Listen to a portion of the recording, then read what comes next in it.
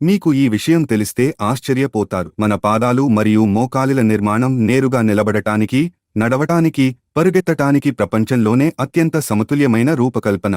ఇంజనీరింగ్లో ఒక hinge joint సరైన కోణంలో లేకపోతే టార్క్, బలప్రభావం మరియు పనితీరు రెండూ తగ్గిపోతాయి. కానీ మనిషి మోకాలిలోని సహజమైన హింజ్ వంచటానికి మరియు సూటిగా నిలబడటానికి అత్యంత శక్తి ఆదా చేసే విధంగా ఏర్పడింది. ఈ రోజు శాస్త్రీయ పరిశోధన కూడా చెబుతోంది, మన కీళ్లు, ఎముకల కోణాలు, కదలికల అక్షాలు అన్నీ అతి తక్కువ శక్తిలో ఎక్కువ కదలిక కలిగేలా, అంటే అత్యుత్తమ బయోమెకానికల్ సామర్థ్యంతో రూపకల్పన చేయబడ్డాయి. ఖురాన్లో అల్లాహ్ తాలా 1400 ఏళ్ల కిందటే ఇలా తెలియజేశాడు. అల్లాహ్ ప్రతి వస్తువుని అత్యుత్తమంగా సృష్టించాడు మరియు మనిషి సృష్టిని మట్టితో ప్రారంభించాడు.